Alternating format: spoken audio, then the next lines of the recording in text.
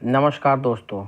आज मैं बिहार सरकार शिक्षा विभाग के द्वारा निकाले गए एक पत्र जिसका पत्रांक 326 दिनांक 5/2/2025 जारी किया गया है। आज इसी पत्र पे हम लोग चर्चा करेंगे। यह पत्र माध्यमिक शिक्षा निदेशक श्री योगेंद्र सिंह द्वारा जारी किए गए हैं। कतिपय विद्यालयों में यह असमंजस की स्थिति थी कि आखिर रिक्त पदों की गिनती माध्यमिक एवं उच्च माध्यमिक विद्यालयों में किस तरह की जाए। बहुत सारे जिलों से निदेशक को पत्र परीक्षा की जा रही थी कि विद्यालयों में माध्यमिक एवं उच्च माध्यमिक शिक्षकों का कितना पद रखा जाए। इसी के संबंध में आज निदेशक माध्यमिक शिक्षा योगेंद्र सिंह एक पत्र के द्वारा अपनी स्थिति को स्पष्ट किया है। यह पत्र सभी जिला शिक्षा पदाधिकारी बिहार को जारी किया गया है। इसका विषय है राजकीयकृत प्रोजेक्ट उत्क्रमित नव स्थापित उच्च माध्यमिक विद्यालयों में माध्यमिक कक्षा 9-10 एवं उच्च माध्यमिक कक्षा 11-12 शिक्षकों की संख्या की मानक निर्धारण, यानी कितना शिक्षकों के पद रखा जाए, इसके निर्धारण के संबंध में पत्र जारी किया गया है। इसमें बताया गया है कि उपयुक्त विषय के संबंध में कहना है कि राज्य के राजकीयकृत प्रोजेक्ट उत्क्रमित नव स्थापित उच्च माध्यमिक विद्यालयों में वर्ष 2006 से स्थानीय निकायों द्वारा एवं 2023 से बिहार राज्य विद्यालय अध्यापक नियमावली 2023 के तहत बीपीएससी से अनुशंसा प्राप्त विद्यार्थियों या अभ्यर्थियों का नियुक्ति किया जा रहा है या किया गया है। कतिपय जिलों द्वारा यह परीक्षा यानी पूछी जा रही है कि उक्त कोटि के विद्यालयों में माध्यमिक कक्षा 9-10 एवं उच्च माध्यमिक कक्षा 11-12 शिक्षकों का कितना पद रखा जाए, माना जाए। स्पष्ट है कि वर्तमान में राजकीयकृत प्रोजेक्ट उत्क्रमित नव स्थापित उच्च माध्यमिक विद्यालयों में कक्षा 9-10 एवं 11-12 की पढ़ाई की जा रही है। उन विद्यालयों में मानक के अनुरूप शिक्षकों का पदस्थापन हो। विभागीय स्तर पर समीक्षोपरांत माध्यमिक एवं उच्च माध्यमिक विद्यालयों के पदस्थापन हेतु नीचे दिए गए मापदंड निर्धारित किए गए हैं। अब देखिए आपके सामने माध्यमिक शिक्षक कितने रहेंगे एक विद्यालय में, उसका यहाँ पे दिया गया है। सामाजिक विज्ञान में एक पद जो है रखे गए हैं। कुल विषय की संख्या 1 है। सामाजिक विज्ञान जो कॉलम है उसमें विषय 1 ही दिया गया है। इसमें मानक शिक्षकों की संख्या 1 होना चाहिए, है ना। इससे पहले मैं स्पष्ट कर देता हूँ कि प्रत्येक विद्यालय में सामाजिक विज्ञान, गणित, विज्ञान, हिंदी, अंग्रेजी, संस्कृत, उर्दू, बांग्ला, मैथिली, फारसी एवं अरबी में से कोई एक, यानी हिंदी और अंग्रेजी का होगा ही, और संस्कृत, उर्दू, बांग्ला, मैथिली, फारसी एवं अरबी यदि उस विद्यालय में बच्चा हो तो। विशेष शिक्षक कहने का मतलब है कि दिव्यांग अभ्यर्थियों का जहाँ पे एडमिशन है, अगर किसी विद्यालय में है और वहाँ आवश्यकता है तो वहाँ पे शिक्षक का पद माना जाएगा, अन्यथा नहीं।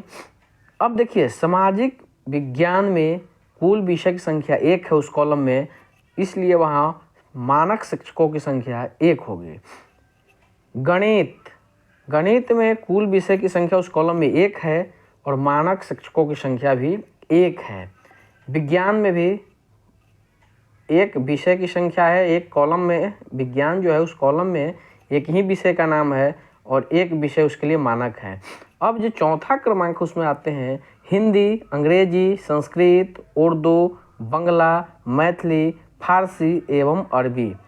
इसमें कुल विषय कितना हुआ? हिंदी 1, अंग्रेजी 2, संस्कृत 3, उर्दू 4, बांग्ला 5, मैथिली 6, फारसी 7, अरबी 8।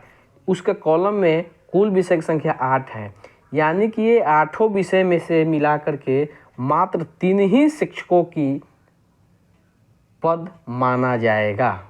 कोई भी 3 शिक्षक हो सकते हैं। ज़्यादातर विद्यालयों में हिंदी एवं अंग्रेजी की पढ़ाई लगभग अनिवार्य है। और रही बात संस्कृत और उर्दू की, तो जिस विद्यालय में उर्दू के बच्चा हो वहाँ पे उर्दू के पद हो जाए माने जाएंगे, रिक्त माने जाएंगे या मानक माने जाएंगे। और जिसमें संस्कृत का हो वहाँ पे संस्कृत। ये जो भी अपग्रेडेड विद्यालय हैं या नव स्थापित उच्च माध्यमिक विद्यालय हैं या राजकीय हो राजकीयकृत है, सभी के लिए होगा। लेकिन अब नीचे आता है क्रमांक संख्या 6 एवं 7, संगीत, ललित कला एवं नृत्य एवं शारीरिक शिक्षा। ये केवल राजकीयकृत प्रोजेक्ट कन्या उच्च माध्यमिक विद्यालयों में ही नियुक्त किए जाएंगे।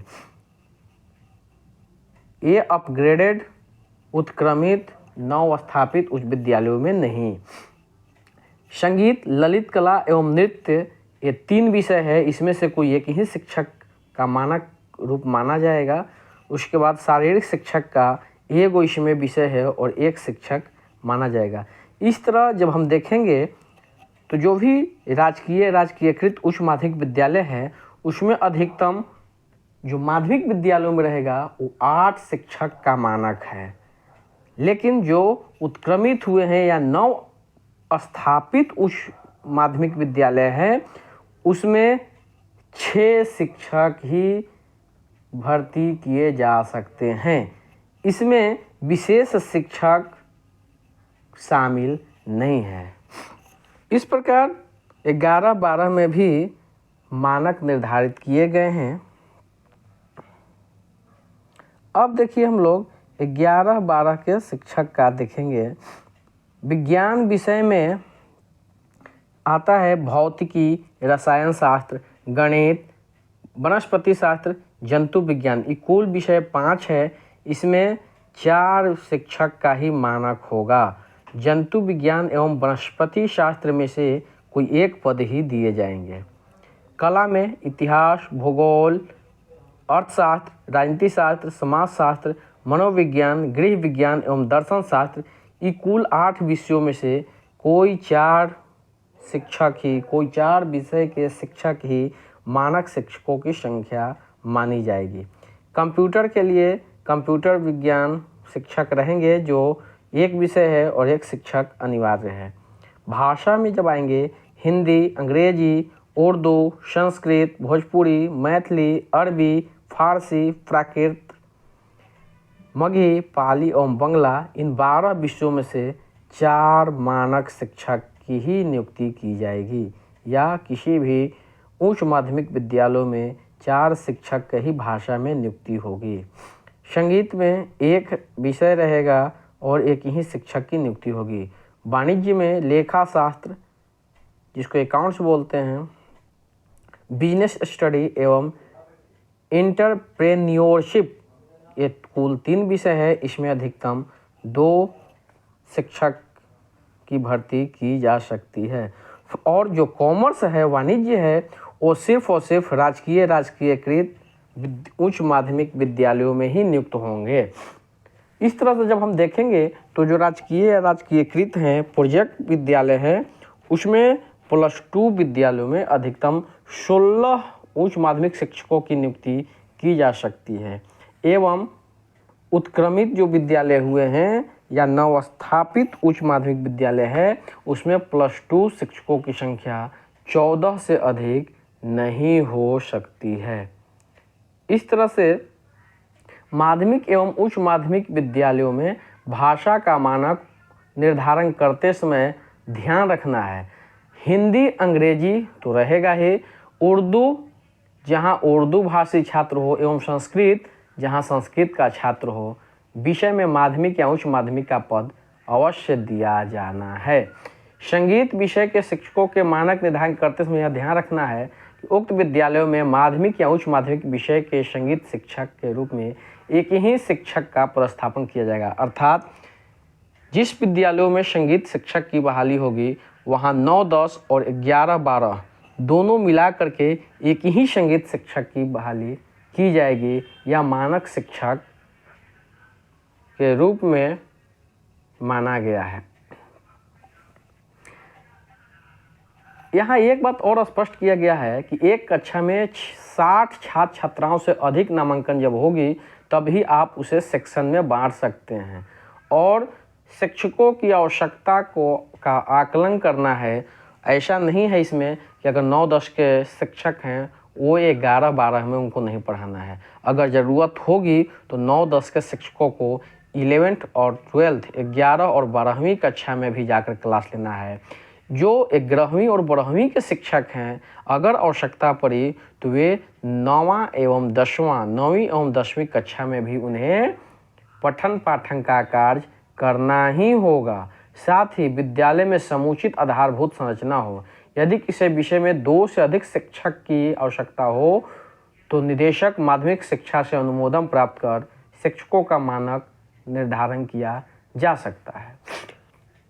विषय विसंगति के निर्धारण हेतु उक्त मापदंड के आधार पर यदि किसी विद्यालय में पदस्थापित शिक्षकों के स्थानांतरण की कार्रवाई की आवश्यकता हो तो संबंधित शिक्षक का विभाग के स्तर से निर्गत स्थानांतरण नीति के अनुरूप स्थानांतरण की कार्रवाई किया जा सकता है।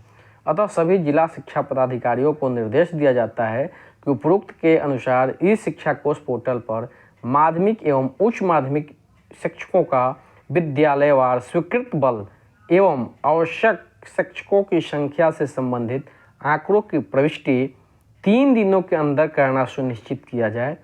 इससे संबंधित पूर्व से निर्गत सभी मापदंड उक्त हद तक संशोधित समझे जाएंगे। इस पे सक्षम प्राधिकार का अनुमोदन प्राप्त है।